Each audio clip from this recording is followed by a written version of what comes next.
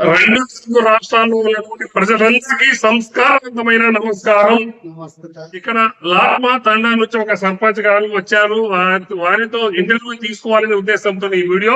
మీ గురించి, మీరు ఎక్కడ ఏం పని చేస్తారు, ఎక్కడ సర్పంచ్, ఏంటి ముందు కొంచెం పరిచయం చేయి.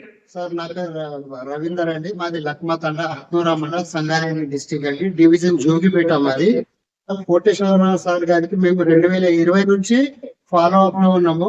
ఇంతకు ముందు ఇప్పుడే కాదు, ఇప్పుడైతే చిన్న సమస్య ఉంది. ఇంతకు ముందు చాలా పెద్ద సమస్య ఉండే. 2022లో మాకు ఒక సహాయం అడిగినందుకు 20 పోల్లు 2 ట్రాన్స్ఫార్మర్లు ఇప్పించాడు. సార్కి గుర్తు లేదు. ఇప్పుడు మరీ రిమైండ్ చేస్తున్నా కానీ సార్ ఉత్తరాయణ తెలుగుతామని చాలా సార్లు ఫోన్ చేసినాము. లేపిండి కానీ కలవలేకపోయినాము. ఇప్పుడు చిన్న ఫోన్ల ప్రాబ్లం ఉంటే సార్ నుంచి కలుద్దామని 1 వీక్ నుంచి ప్రయత్నం చేస్తుంటే ఉగాది అని సార్ ఇంటికి వెళ్ళాడు. నిన్న ఫోన్ చేస్తే అవైలబుల్ లేకుండా సార్ మీటింగ్ అని మధ్యాహ్నం తర్వాత అయిపోయాడు. ఈ రోజు మరి పొద్దున లేసి సార్ గురించి తాపత్రయపడి చాలా వచ్చాను. సార్ చూసి మేము చాలా ఖుషిగా ఉన్నాము. చాలా సహాయం చేశాడు. ఎలక్ట్రికల్ కి సంబంధించిన ఏ విషయమైనా సార్కి ఒక కాల్ చేస్తే ఒకవేళ తగిన సలహాలు చెప్తాడు. అవసరమైన చోట ఎస్సీ గాని డి గాని అందరితో మాట్లాడి చాలా పనులు అయ్యేటట్టు పూర్తి చేస్తారు. ఇది 2020 నుంచి సార్ పరిచయం నుంచి నేను ఈ విధంగా ఖుషిగా ఫీల్ అయి వచ్చినాను సార్. చాలా సంతోషం అండి. ఎందుకంటే నాకు ఈ ఒక్క సర్పంచ్ కాదు, ఎవరు ఫోన్ చేసినా నన్ను అంటే పవర్ కోటేశ్వరరావు అనే వ్యక్తికి ఫోన్ చేశారంటే నా మీద నమ్మకంతో, గౌరవంతో, నాకు ఉన్నటువంటి సమస్యలు కొద్దిగైనా బరువు తగ్గిస్తాడు అనే నమ్మకంతో చేశారు. కాబట్టి ఆ కృతజ్ఞతగా ఎవరు ఫోన్ చేసినా కూడా స్పందిస్తున్నా. అందులో భాగంగానే సరే, నేను సరిగ్గా గుర్తులేదు, దాదాపు 5-6 సంవత్సరాల క్రితమే వారి ఊరికి ఒక 20 పోల్స్ ట్రాన్స్ఫార్మర్ 2022లో 20 పోల్లు 2 ట్రాన్స్ఫార్మర్లు ఇప్పించారు. ఇప్పుడే కాదు, అప్పుడే ఇప్పించారు. అప్పుడే మేము గ్రామ పంచాయతీ దగ్గర అందరం కూర్చొని పెద్ద మనుషులు మీకు కూర్చొని ఫోన్ చేసినాం. మీకు గుర్తు లేదు, చాలా ఫోన్స్ వస్తా ఉంటాయేమో, గుర్తు లేదని అనుకున్నాము. దాని తర్వాత మళ్ళీ మధ్యలో రిమైండ్ చేసాము. ఈసారి ఎట్లా కలుద్దామని సార్ మిమ్మల్ని మీరు కలవడమే మాకు గొప్ప ఆశీర్వాదంగా భావిస్తున్నాం సార్. నిజంగా అంటున్నాము. మా జాతిలో పుట్టి మాకు ఇంత సహాయం చేస్తున్నారంటే మేము ఇంత గర్వించదగ్గ విషయం సార్. వాస్తవానికి ఒక్కొక్క డిపార్ట్మెంట్ లో ఇట్లాంటి ఆఫీసర్ ఉంటే మేము చాలా ఇంత లంచాలు లేకుండా ఏమీ లేకుండా మేము చాలా ముందుకు వస్తామనే భావన మీకు తెలియజేస్తున్నాం సార్. నిజంగా అంటున్నాం, చాలా ఖుషిగా ఉన్నాం సార్. నేనైతే ఎవరు ఎంత సంపాదించినా వారు తనువు చాలించిన తర్వాత వారితో పాటు సిల్లి గవ్వ కూడా రాదు. కాబట్టి బతికినన్ని రోజులు మనము చేసే పాప పుణ్యాలే మనకు ఉంటాయి. మనకు ఉన్న బలం కాదు కావాల్సింది, జ్ఞానముతో ఆపద వాడిని ఆదుకోవాలి. ఇబ్బందులు పడుతున్న వారి సమస్యలని పరిష్కరించే విధంగా చేయాలి. వీరు అప్పట్లో ఏం అడిగారో నాకు సరిగా గుర్తులేదు, కానీ అప్పట్లోనే వారి సమస్య అయిపోయింది అని చెప్పడం నాకు చాలా ఆనందంగా ఉంది.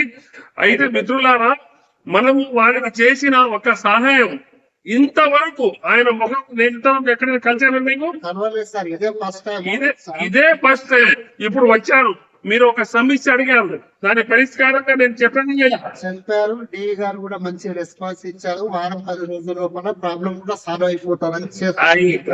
అయితే నేను అంత కఠినంగా గాని మాట్లాడటానికి ఒకటే కారణం, నేను వచ్చింది పల్లె నుంచి ఒక మారుమూల కుగ్రామం నుంచి బయటకే వచ్చా. కాబట్టి పల్లెల్లో ఉండే వారికి పేదల యొక్క బాధలు ఎవరు పట్టించుకోరనే ధోరణిలోనే ఎవరు ఫోన్ చేసినా నా వాడు అని నమ్మకంతో చేశారు. కాబట్టి నమ్మకాన్ని వమ్ము చేయక వారి సమస్య పరిష్కార దిశగా అడుగులేస్తున్నారు. ఇవాళ వచ్చారు సర్పంచ్ గారు. అయితే ఆ ఊరి సంబంధించి ఒక సమస్యని సంబంధిత విద్యుత్ అధికారులతో మాట్లాడడం జరిగింది. చివరికి ఆ ఏ గారు ఒక డౌట్ చెప్తే వాళ్ళ డి గారితో కూడా మాట్లాడడం జరిగింది. కాబట్టి మీరు మీ యొక్క సమస్యలని పరిష్కరించడానికి మీ సంబంధిత ఏ దృష్టికి తీసుకుపోతే తప్పకుండా వాళ్ళు మీ సమస్యను పరిష్కరిస్తారు. మీ సమస్యను పరిష్కరించకుండా కావాలని ఇబ్బంది పెడితే పవర్ కోటేశ్వరరావు అనే ఒక వ్యక్తి పవర్ డిపార్ట్మెంట్ లో ఉన్నాడని భావనని మీరు మర్చిపోకుండా నా దృష్టికి తీసుకువస్తే తప్పకుండా మీకు న్యాయం జరిగే విధంగా నేను కృషి చేస్తాను. అయితే ఇప్పుడు మన సర్పంచ్ గారు అడిగారు కొన్ని పోలు కావాలని. వాస్తవంగా ఇప్పుడు ఉన్న రూల్స్ మీకు నేను తెలియజేయాలి. ఎటువంటి రూల్స్ అంటే, ఎక్కడైనా సరే ఎవరైనా సరే ఒక డీడీ కడితే, ఉదాహరణకు ఇది హత్నూరు మండలం ఉంది, లేదా ఒక గ్రామ పంచాయతీ ఉంది. గ్రామ పంచాయతీ నుంచి ఒక 10 పోల దూరంలో ఒక ఆయన డీడీ కట్టిండు. డీడీ కడితే ఇంతవరకు మేము ఏ విధంగా చేసే, పోలు తెచ్చుకో, వైట్ తెచ్చుకో, కారణం తెచ్చుకో, మొత్తం పని చేపించుకో, మళ్ళీ డీడీ కట్టు, తర్వాత మెటీరియల్ ఇస్తామంటాం. ఇప్పుడు అవన్నీ కాదు. ఎవరైనా సరే ఎస్ఎల్సి అనే కొత్త సిస్టమ్ ప్రకారంగా వాళ్ళు డీడీ కడితే మేము 1 కిలోమీటర్ అంటే దాదాపుగా పోల మధ్యన 50 మీటర్లు అనుకుందాం. అంటే 20 పోల్ల వరకు డిపార్ట్మెంటే సొంత ఖర్చులతో వారికి సప్లై ఇవ్వబోతున్నాం. ఇది మన విద్యుత్ రెగ్యులేటరీ కమిషన్ ద్వారా వచ్చినటువంటి ఉత్తర్వులకు అనుగుణంగా మేము అడుగులు వేస్తున్నామనే వాస్తవాన్ని ప్రతి ఒక్క విద్యుత్ వినియోగదారు అర్థం చేసుకోవాలి. మరి ముఖ్యంగా సర్పంచ్ తో పాటు మీ యొక్క పల్లెల్లో ప్రతి ఒక్కరికి తెలియజేయండి. ఏ ఒక్కరు 5 పోలు 10 పోలు దూరం ఉన్నా కూడా రూపాయి ఖర్చు లేకుండా మీకు మేమే ఇవ్వాల్సింది. మీరు చేయాల్సింది ఒక్కటే, మీ ఇంట్లో వైరింగ్ మీదే, మళ్ళీ బోర్డు మీరే తెచ్చుకోవాలి, ఫీజు సిస్టమ్ మీదే, మీ ఇంటికి సంబంధించినంత వరకు మీరే, మరియు మీ మీటర్ నుంచి పోల్ అంటే ఒక 50, 40, 30 మీటర్ ఏది కేబుల్ పోల్ మీద కలపడానికి ఆ కేబుల్ మీరే తెచ్చుకోవాలి.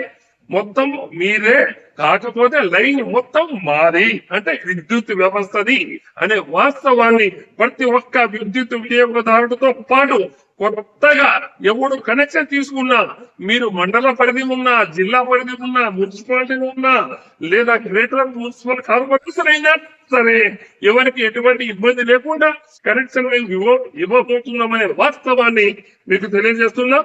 మీరందరూ దీని మీద చర్చ జరగాలి. ఇంకొక విషయం, పోల మధ్య పోలు, ఇప్పుడు సర్పంచ్ గారు చెప్పారు, సార్ మా 2 పోల మధ్య దూరం ఉండటం వల్ల లైన్ కిందికి వచ్చిందని. దానినే మేము యుద్ధ ప్రాతిపదికన చేస్తాం. అవసరం ఉన్న దగ్గర ఎక్కడైనా ఉన్నా కూడా ఆ పోలు మేము అరేంజ్ చేస్తాం. ఎందుకు, ఒకవేళ లైన్ కిందికి ఉండి ట్రాక్టర్ పోయినా, మనుషులకు తగిలినా, ఎవరైనా ఒక విషయం అండి, ఒక పోల్ పెడితే 5,000 అయింది అనుకుందాం. కానీ అదే లైన్ కింద ఉండటం వల్ల ఒక మనిషి చచ్చిపోతే మా లోపం కాబట్టి 5 లక్షల రూపాయలు చేస్తున్నాం. సంగతులు తెలియవు, మీరు అందరూ చెప్పుకోవాలి. ఎందుకంటే మా యొక్క తప్పిదం, మా యొక్క అలసత్వం వల్ల ఎక్కడైనా సరే చిన్న యాక్సిడెంట్ జరిగిన, ఒక మనిషి చనిపోతే 5 లక్షలు. అదే ఎద్దునో, బర్రెనో, గొడ్డునో, ఆవునో ఏదైనా చనిపోతే 40,000 రూపాయలు. అయితే గొడ్డనో పొట్టనో అయితే 18,000 రూపాయలు. అంటే ఈ విధంగా మేము చెల్లిస్తున్నాం. ఇవన్నీ చెల్లించకుండా మా సంస్థను కాపాడాలంటే ముందుగానే మేము రిపేర్ చేయాలి. ఒక వ్యక్తి చనిపోయిన తర్వాత పోయి మనము ముసలి కన్నీరు కార్చకం కంటే చాలకుండా ముందే ఆ యొక్క లోపాలను సరి చేయాల్సిన బాధ్యత మా మీద ఉంది. కాబట్టి ఇప్పుడు ఉన్నటువంటి సీఎండీలకి మరొక్కసారి అందరి తరఫున సంస్థానవంతమైన నమస్కారం. ఎస్పీడీసీఎల్ కానీ, ఎన్పీడీసీఎల్ కానీ, 2 సీఎండీలు మన అనుభవజ్ఞులైన IAS అధికారులు, వారు కూడా పేదల పాలిట పెళ్లిదిగా పేదలకు ఇబ్బంది లేకుండా ఏ విధంగా మనం సర్వీస్ చేయాలి, ప్రభుత్వం యొక్క పథకాలు ఏ విధంగా సమాధానం చేర్చాలి, ఉచిత విద్యుత్తుని ఏ విధంగా అందిస్తున్నాము, ఉచిత విద్యుత్ విషయంలో కూడా పారదర్శకత ఉందా లేదా అని మేము వేరే చేసుకొని ప్రభుత్వం అందించే పథకాలని ప్రజలకు చేరే విధంగా మేము అడుగులేస్తున్నాం. కాబట్టి ఎక్కడైనా ఏ ఒక అధికారి కావాలని అలసత్వంతో ఎవరికైనా ఇబ్బంది పెట్టినా లేదా కావాలని చేస్తే మాత్రం అది చాలా సీరియస్. చివరికి వారు ఇబ్బందులు పాల్గొంటారనే విషయాన్ని మన సర్పంచ్ గారు వచ్చినందుకు సర్పంచ్ గారితో ముచ్చరించుకుంటూ మీకందరికీ ఈ యొక్క మంచి సందేశం ఇవ్వాలని కోణంతోనే ఈ వీడియో. అయితే మిత్రులారా, నాకు ఎవరైనా ఫోన్ చేయవచ్చు, కానీ నేను ఫోన్ కొన్ని సందర్భాల్లో బిజీగా ఉండటం వలన లేకపోవచ్చు. అయినా మీరు ఏం బాధ లేదు. నన్ను ఫోన్ చేసే ముందు మీరు సమీప మీ విద్యుత్ అంటే మీ మండల విద్యుత్ అధికారులకి మరియు సబ్ డివిజనల్ అధికారులకి చెప్పండి. వారి ద్వారా మీ సమస్య పరిష్కారం కాకపోతే పైగా డివిజనల్ ఇంజనీర్ దృష్టికి తీసుకెళ్ళండి. అయినప్పటికీ మీకు సతాయించినా, మీకు ఇబ్బంది పెట్టినా, కావాలని అలసత్వం చూపినా మీ పవన్ కోటేశ్వరరావు అనే వ్యక్తి మీ బాంధవుడిగా, మీ అన్నగా, మీ తమ్ముడిగా నేను ఉన్నాను. మీ సమస్య న్యాయబద్ధమైనదైతే తప్పకుండా నేను మీకు తోడు వస్తానని, మీ సమస్య పరిష్కరించే దిశగా మీకు అందరికీ పేదల పాలిటగా నేను సహకరిస్తానని తెలియజేస్తున్నాను. అయితే ఒకటి చిన్న విన్నపం, మీరు మీ విద్యుత్ బిల్లుల విషయంలో సకాలంలో చెల్లించండి. ఎక్కడైనా మీరు అనధికారికంగా లేదా గవర్నమెంట్ మా విద్యుత్ వ్యవస్థ అనుమతి లేకుండా విద్యుత్ వాడే ప్రయత్నం చేయకండి. ఎందుకంటే దానివల్ల ప్రమాదాలు సంభవిస్తాయి. ప్రాణాలు పోయిన తర్వాత మనం ఎంత బాధపడ్డా, విలువిల ఏడ్చినా కూడా మళ్ళీ ప్రాణం రాదు. కాబట్టి మా అనుమతితో మా యొక్క సిస్టమ్ పద్ధతి ప్రకారంగా సప్లై తీసుకొని వాడండి. ఎక్కడైనా ట్రాన్స్ఫార్మర్ దగ్గర అధిక లోడ్ కావాలంటే ముందుగా మీ మండల అధికారుల దృష్టికి తీసుకెళ్తే అదనంగా ట్రాన్స్ఫార్మర్ అవసరం ఉన్న దగ్గర ట్రాన్స్ఫార్మర్ పెడతారు.